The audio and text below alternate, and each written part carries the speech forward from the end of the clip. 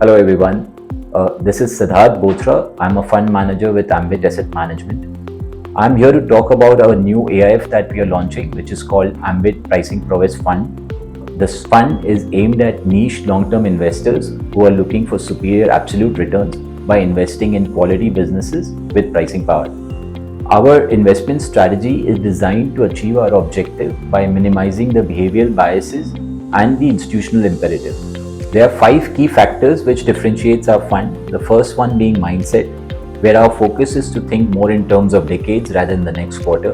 The second one being process, where we have our own proprietary pricing power framework rather than focusing on stock price movement. The third one is the approach, where instead of being action oriented, our focus is more on buying the obvious or what we call the nuggets of gold. The fourth one being behavioral aspects, where instead of going by the comfort of crowd, we rather focus on conviction, which comes through years of practicing something, which in our case has been on quality and pricing power frameworks. And lastly, our risk positioning. Instead of being focused on asset gathering or relative performance, our focus is more on trying to see how we can create enduring long-term alpha and also on capital protection. Warren Buffett has a very famous saying which says that the single most important decision in evaluating a business is pricing power. If you have the power to raise prices without losing business to a competitor, you've got a very good business. Pricing power is one of the most frequently mentioned concepts in the business world and one of the most powerful factor investing style. Pricing power, or a company's ability to raise prices and maintain profit margins even despite of increasing cost or competition, is one of the most critical dimensions for evaluating any business. Pricing power can be of two key kinds. One is the differentiation advantage, where you are able to kind of have higher prices or kind of entice higher willingness to pay for a company.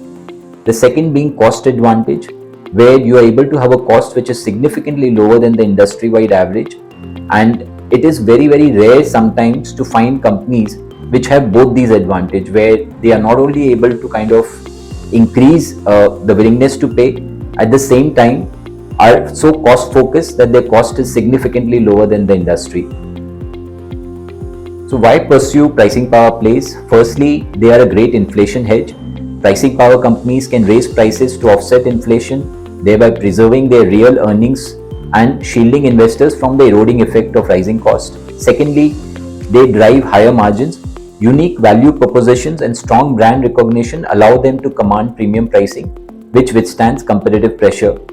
Third, they are stable quality compounders. They tend to be less glamorous and newsworthy, exceptions when they are at an early life cycle, and instead they are quiet and stable quality compounders.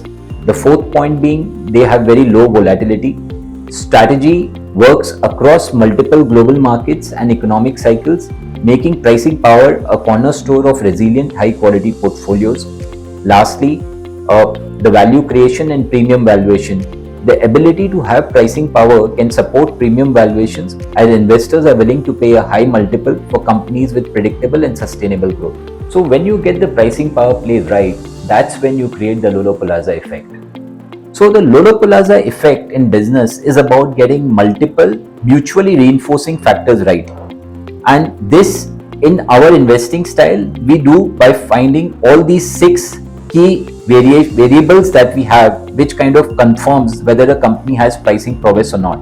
The first one being that they should be dominant franchises, preferably duopoly, monopoly, or acting in sub-segments of an industry where they are the market leaders.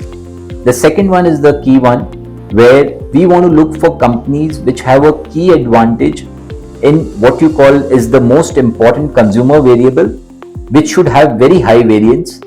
The third point being that they should have not only multiple moats, but these moats should be increasing in nature. The fourth point, which is again very critical, is we want management who are playing the long game rather than trying to play the stock market or trying to have a very short-term focus. The fifth point being that we look for companies where not only it's quality first, but we look for forward-looking quality as against static quality. The last point All these points, the first 5 points we mentioned, has to be in a way reinforced by factors such as, is the market share increasing, is the margin stability there, is the scale that we looked about is there. So basically all the quant factors, which is 30% of the weightage of our companies, has to be reinforced for all these points to clear.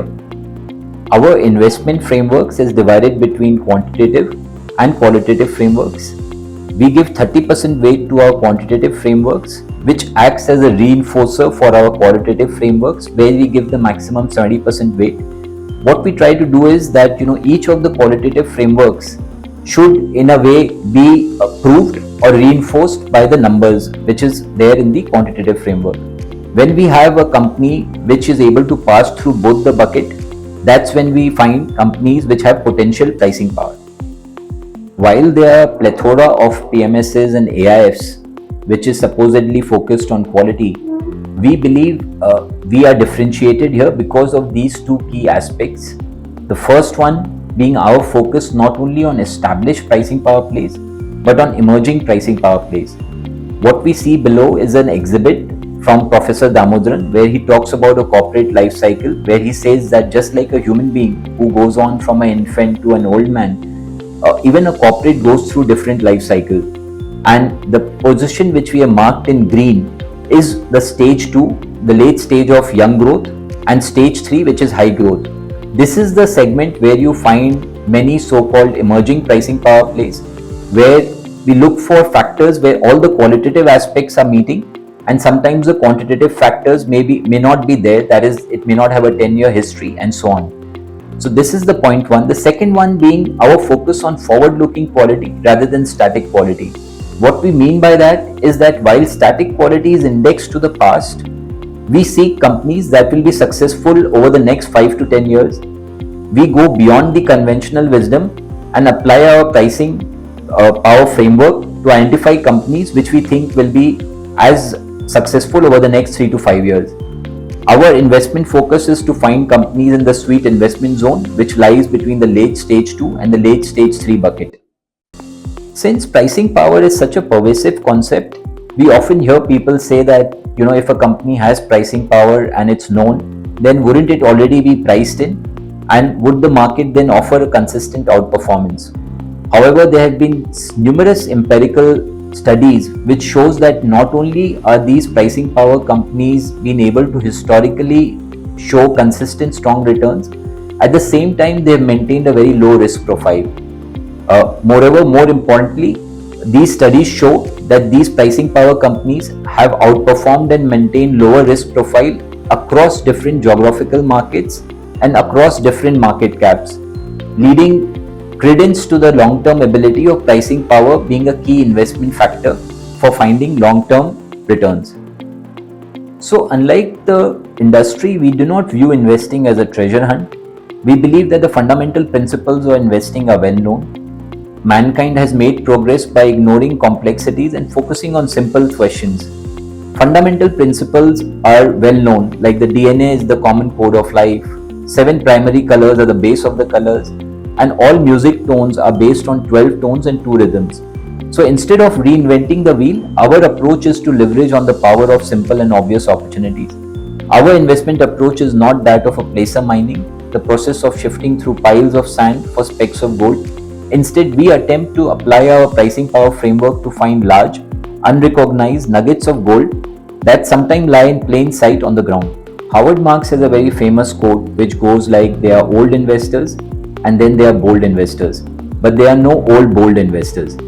So in this risk positioning framework, he explains how one needs to always have a balance between defensive and offensive, so that one can aim for both capital protection and return maximization. We believe that the risk tolerance spectrum that an investor chooses depends on what is the investor's goal. If the investor's goal is longevity, then the leaning will definitely be more towards defensiveness and conservativeness. Similarly, if the aim is for rapid speed or a glory like a shooting star, then the leaning will be more towards high risk tolerance and aggressiveness. That's why there is again a famous saying which says that you can run a sprint or you can run a marathon, but you cannot sprint a marathon. We at Ambit Asset Management, we are more believers in longevity or the magic of compounding rather than trying to follow a strategy which would be about rapid speed or trying to be like a glory, achieve the glory of a shooting star.